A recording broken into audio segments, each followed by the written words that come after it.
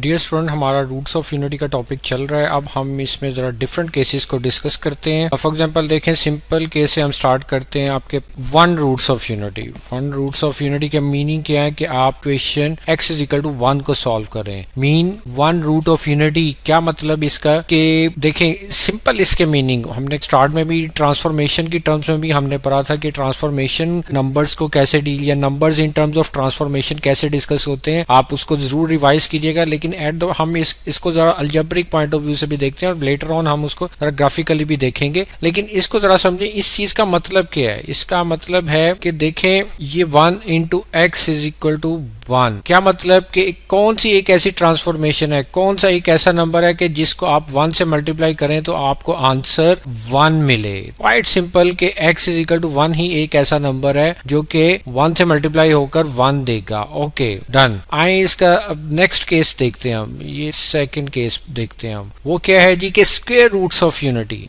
Square roots of unity ये हमने discuss करना है। तो स्क्वायर रूट्स ऑफ यूनिट ये अब देखते हैं हम। वो क्या है जी, इसके क्या मीनिंग कि x square is equal to 1। वही जरा ग्राफिकल इसको ट्रांसफॉर्मेशन के टर्म में देखें। क्या मतलब हुआ इसका कि 1 है, x into x is equal to 1। यही हमने ये चीज सॉल्व करनी है। क्या मतलब 1 को कौन से दो ऐसी ट्रांसफॉर्मेशन है जो 1 को वापस 1 पे ट्रांसफॉर्म कर दें। ये आपके पास नंबर है, फॉर एग्जांपल ये देखे आपके पास 1 है। कौन सी ऐसी ट्रांसफॉर्मेशन है जो 1 को 1 में ही ट्रांसफॉर्म करें। तो देखे 1 को 1 से मल्टीप्लाई करें एक दफा तो ये 1 एक ट्रांसफॉर्मेशन x, फिर वही बात एक और ट्रांसफॉर्मेशन x। तो x ये x इज इक्वल टू 1 एक ट्रांसफॉर्मेशन है जो 1 को 1 में ही ट्रांसफॉर्म कर देगा। ओके ठीक है, लेकिन एट द सेम टाइम आपको अगर पता हो तो ये 0 है, ये 1 है और ये -1 है। तो देखे 1 से अगर आप -1 की तरफ जाते हैं तो आपने देखा था ये 180 डिग्री पर ट्रांसफॉर्म होता है। ये -1 की ट्रांसफॉर्मेशन मीन 1 के साथ -1 एक दफा अप्लाई किया और फिर वही -1 अगेन अप्लाई करें तो आपको वापस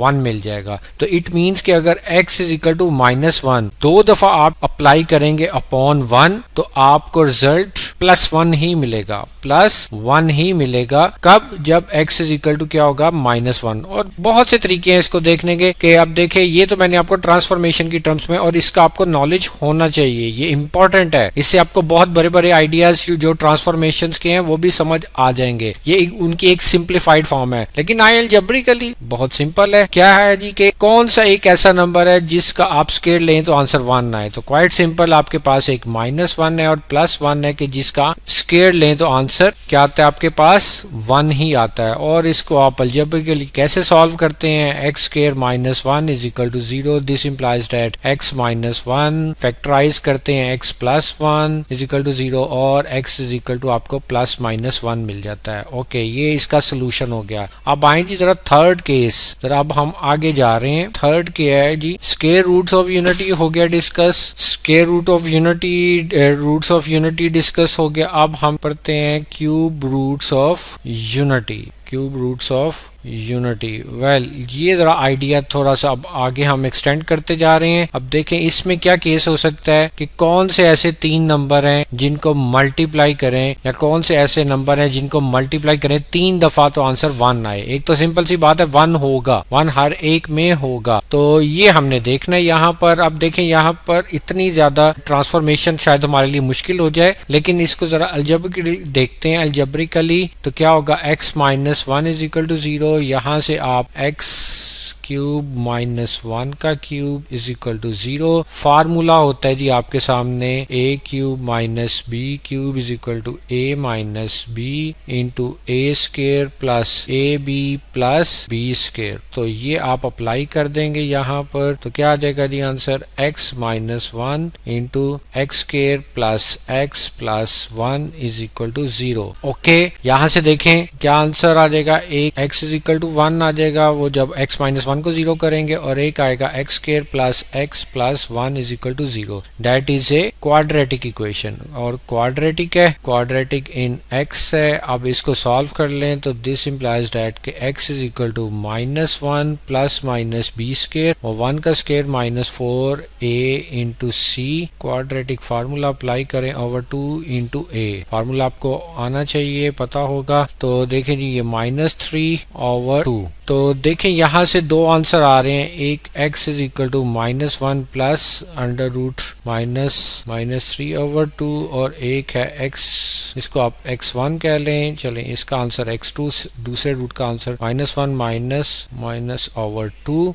वेल अब देखें यहाँ पर ये जो चीज होती है इसको हम कहते हैं ओमेगा। इसको हम कहते हैं ओमेगा। डिनोट करने का एक ट्रेडिशन है कि क्यूब रूट ऑफ यूनिटी में 1 के अलावा जो नेक्स्ट रूट होता है उसको हम ओमेगा से डिनोट करते हैं। तो ओके यहाँ से आप देखें तो ये ओमेगा है। -1 प्लस स्क्वायर रूट ऑफ -3 को हमने पढ़ा था, क्या लिखते हैं square root under root 3 iota over 2 और ये ओमेगा। ओके अब जरा देखें एक ऑब्जर्वेशन है जो आपके ज़हन में रहनी चाहिए कि यहाँ से इसका स्क्वायर लें तो -1 प्लस अंडर रूट -3 ओवर 2 का होल स्क्वायर। ओमेगा का आप अगर स्क्वायर लें तो आपके सामने क्या आएगा -1 प्लस -3 होल स्क्वायर का whole square plus 2 into -1 into minus under root 3 over 2। Okay अब इसको सॉल्व करें आप तो क्या आएगा आपके पास, आप देखेंगे इसको सिंप्लीफाई करके आपके पास आंसर आएगा -1 माइनस अंडर रूट 3 और सॉरी इधर नीचे 4 आएगा और ओवर 2 सिंप्लीफाई करके। और ये आप अगर ऑब्जर्व करें तो ये ओमेगा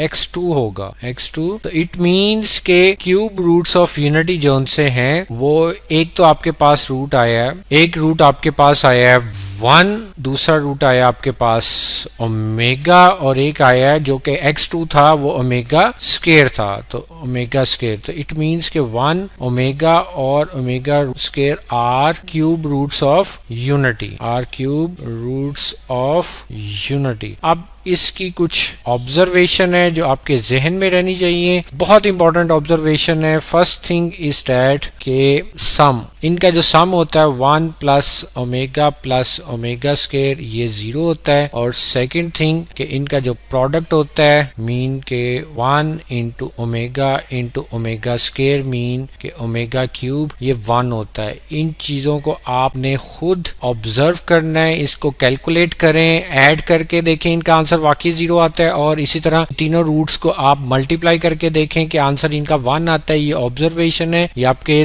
जहन में होनी चाहिए। इससे नेक्स्ट हम जो सा है जनरलाइज करेंगे नेक्स्ट केस में कि nth रूट्स कैसे हम फाइंड आउट करते हैं।